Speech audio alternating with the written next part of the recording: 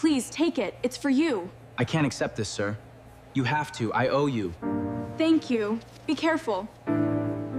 Every morning at exactly 7:15, the front bell of Willow Street Cafe chimed with the same soft melody, and every employee instinctively glanced toward the entrance because they already knew who had arrived. Tall, impeccably dressed, and carrying himself with the quiet confidence that only immense success seemed to bring, Adrian Sterling walked through the door without fanfare. His tailored charcoal suit, polished shoes, and understated luxury watch hinted at a fortune that newspapers estimated in the billions, yet he never behaved like the wealthiest man in the room. He never skipped the line, never demanded special treatment, and never even looked at his phone while waiting. Instead, he greeted everyone with the same polite smile, ordered the exact same breakfast, a black coffee, 2 slices of whole grain toast, and scrambled eggs, and, subscribed this chainly, always requested the same table by the window. The cafe staff admired his manners, but what fascinated them most wasn't his wealth. It was the tip. Every single morning, without fail, Adrian left exactly $10 beneath his coffee cup. Not 9, not 11, never more, never less. Rain or shine, holidays or business days, whether he stayed 10 minutes or an hour, the crisp $10 bill remained waiting for whoever cleared his table.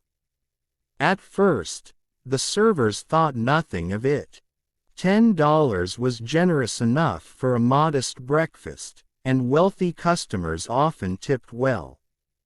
But as weeks became months and months became nearly 3 years, the consistency became almost unsettling. Other customers tipped according to service.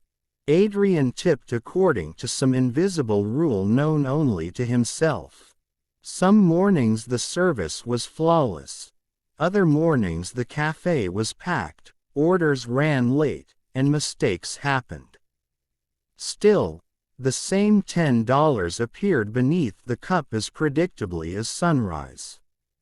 The mystery slowly became part of the cafe's folklore. New employees heard about Mr. $10 before they even learned how to operate the espresso machine. Among all the employees, one woman noticed him more carefully than anyone else. Her name was Elena Martinez, a 36-year-old waitress who had worked at Willow Street Cafe since her husband passed away 5 years earlier. She wasn't merely serving tables to earn tips. She was raising her 12-year-old son Mateo, paying off medical debts, and trying to preserve the tiny apartment that still felt like home despite everything life had taken from her. Elena never complained. Customers loved her warmth, her patience, and her remarkable ability to remember everyone's favorite order. Adrian was no exception. Without asking, she always placed 1 packet of brown sugar beside his coffee, even though he rarely used it. She noticed he read business journals on Mondays, biographies on Wednesdays, and novels every Friday. She noticed that he sometimes stared out the window for several minutes before taking his first sip, as though remembering someone who wasn't there. Yet despite seeing him nearly every day for years, they exchanged only simple greetings. One rainy Tuesday morning, the cafe was unusually quiet. Most customers had stayed home to avoid the storm, leaving only Adrian seated by the window watching raindrops race down the glass. Elena approached with the coffee pot. "Would you like a refill, Mr. Sterling?" she asked gently. Adrian smiled. Please. As she poured, she hesitated. The question that had lived in her mind for nearly 3 years finally escaped before she could stop herself. May I ask you something personal? Adrian looked up, surprised but not offended. Of course. Elena swallowed nervously. Why do you always leave exactly $10? Every single day. It's become something of a mystery around here. Adrian looked at the folded bill already resting beside his plate, then out at the rain again. For a long moment he said nothing. Finally, he answered quietly. Because someone once taught me that gratitude shouldn't depend on circumstances. It should depend on character. Elena expected the conversation to end there, but instead Adrian added, and because $10 once changed my life. She stood frozen.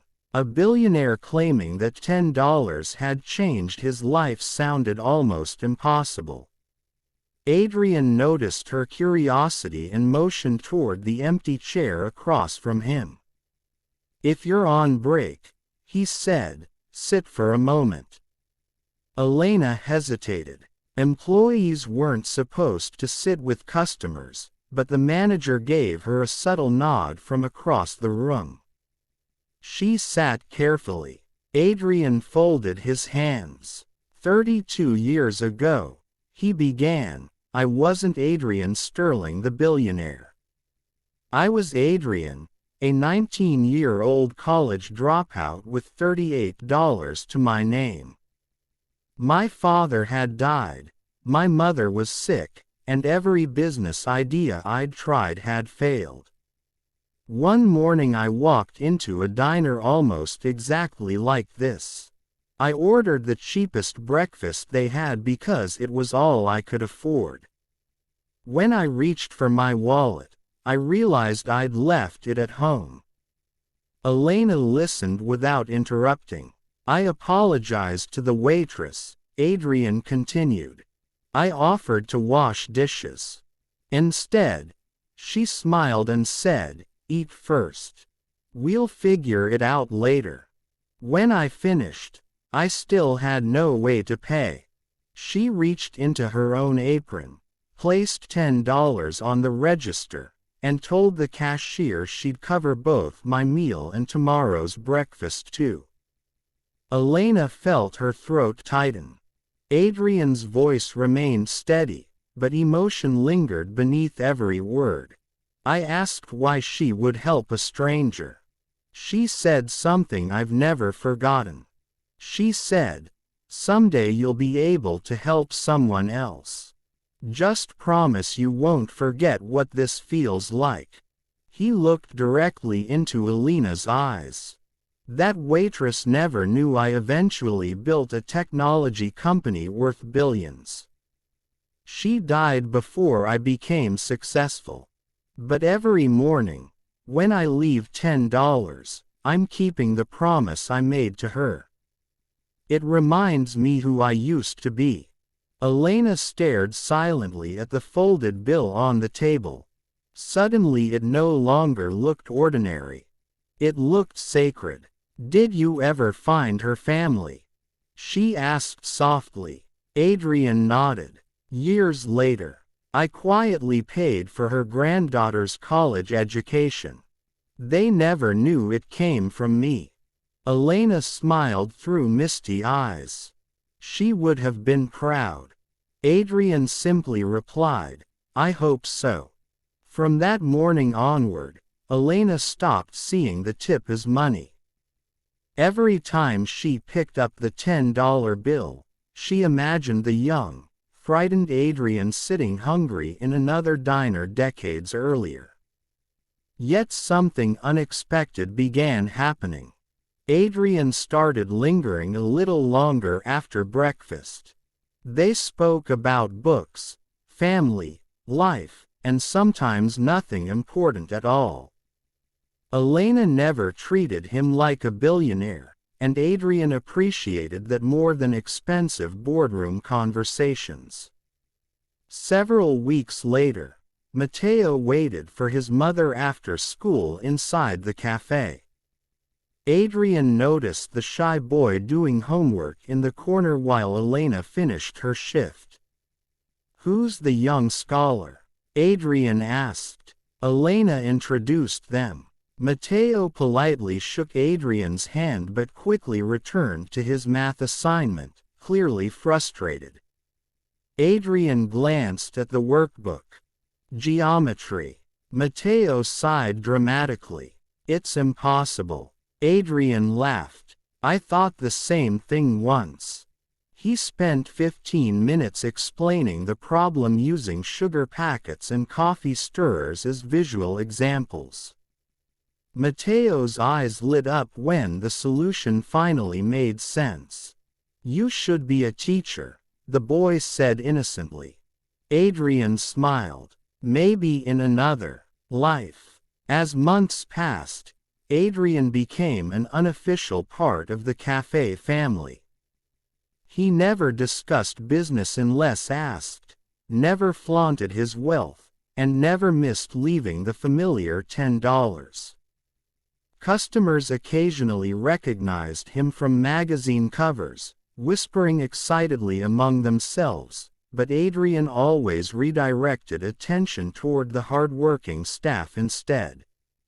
Then one autumn morning everything changed. Adrian didn't appear. 7:15 came and went. 7:30. 8 o'clock. Elena found herself glancing repeatedly toward the door. By noon she admitted to herself she was worried. The following morning he was absent again. Then another day passed. By the end of the week, the cafe felt strangely incomplete. Elena searched the news but found nothing except reports that Sterling Global had canceled several major meetings. She tried convincing herself it wasn't her concern. After all, she barely knew the man outside the cafe. Yet concern lingered. The following Monday a black sedan finally stopped outside Willow Street Cafe. Relief washed over Elena as Adrian stepped out, though he looked noticeably thinner and walked with a slight limp. When he entered, everyone welcomed him warmly. Elena hurried over. "We've been worried." Adrian smiled faintly. "I had heart surgery." The cafe fell silent. "The doctors say I'll be fine," he added before anyone could panic. Elena placed a comforting hand over his. "You should be resting." Adrian chuckled softly. "This place is part of my recovery." As she served breakfast, Elena noticed something unusual. When Adrian prepared to leave, he reached into his wallet, paused, and instead of placing one $10 bill beneath the cup, he left $20. Elena hurried after him outside. "Mr. Sterling," she called, "you left too much." Adrian looked at the money, then back at her with a smile unlike any she'd seen before. "No," he said quietly. "One $10 bill is for the promise I made 32 years ago." He gently pointed toward the second bill. "The other is because someone spent the last week worrying about an old customer like he was family." Gratitude grows when it's shared. Elena could barely speak. Adrian nodded respectfully before entering his waiting car. As the sedan disappeared down Willow Street, Elena returned inside holding the two crisp bills. She pinned one of them to the staff bulletin board beneath a handwritten note that simply read, "Kindness always comes back." No one touched it, not because it was money, but because it represented something far more valuable, a reminder that the smallest acts, repeated faithfully over time, can echo across decades and transform lives in ways no one could ever predict. And every morning thereafter, when the bell chimed at exactly 7:15 and Adrian Sterling entered with his quiet smile, everyone in Willow Street Cafe understood that the $10 tip had never really been about money at all. It was about honoring the stranger who once believed in a frightened young man, inspiring him to spend the rest of his life proving that true wealth isn't measured by what you earn, but by what you never forget.